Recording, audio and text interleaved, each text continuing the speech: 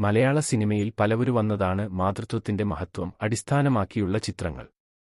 അത്തരം ചിത്രങ്ങളിലേക്കുള്ള വ്യത്യസ്തമായ കണ്ണിയാണ് കവിപ്രസാദ് ഗോപിനാഥിന്റെ തിരക്കഥയിൽ തോമസ് സെബാസ്റ്റ്യൻ സംവിധാനം ചെയ്ത അമ്മ. പേരിൽ തുടങ്ങി പ്രമേയത്തിലും അവതരണത്തിലും പുതുമയനുഭവപ്പെടുന്ന കൊച്ചു ചിത്രം. ഒറ്റ വരിയിൽ അമ്മയെ ഇങ്ങനെ വിശേഷിപ്പിക്കാം. ഇടുക്കിയിലെ ഒരു മലയോര ഗ്രാമത്തെയും അവിടെ ജീവിക്കുന്ന സാധാരണക്കാരായ കുറച്ച് മനുഷ്യരെയുമാണ് അമ്മയിൽ കാണാനാവുക. മലയോര പ്രദേശമായ കവന്തയിലെ റോഡ് പണിക്കായി വരുന്ന സൂപ്പർവൈസർ സ്റ്റീഫനാണ് കേന്ദ്ര കഥാപാത്രം. സ്റ്റീഫന്റെ വരവോടെ നടക്കുന്ന സംഭവവികാസങ്ങളാണ് സ്പെൻസിന്റെയും വൈകാരികതയുടെയും അകമ്പടിയിൽ തോമസ് സെബാസ്റ്റ്യനും കൂട്ടരും ആവിഷ്കരിക്കുന്നത്.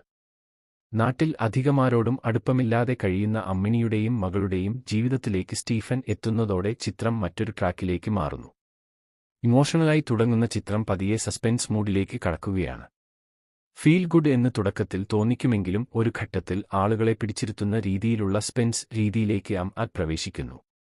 പിന്നീട് ഇമോഷനും സസ്പെൻസും ഇടവിട്ടിടവിട്ട് വരുന്നുണ്ട്.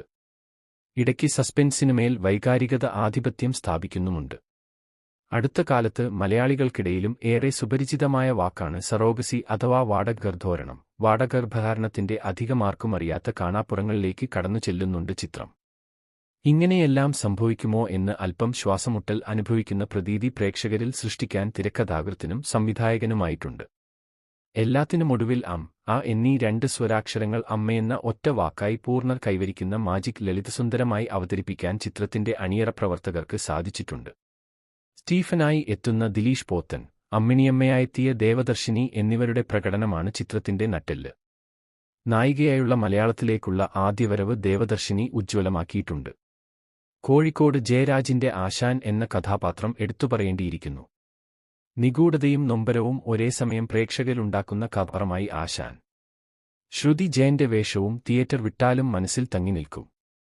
ജാഫർ ഇടുക്കി, നവാസ് വള്ളിക്കുന്ന്, അലൻസിയർ, ടി. ജി. രവി, അനുരൂപ് കബനി എന്നിവരും മികച്ച പ്രകടനം കാഴ്ചവെച്ചിട്ടുണ്ട്.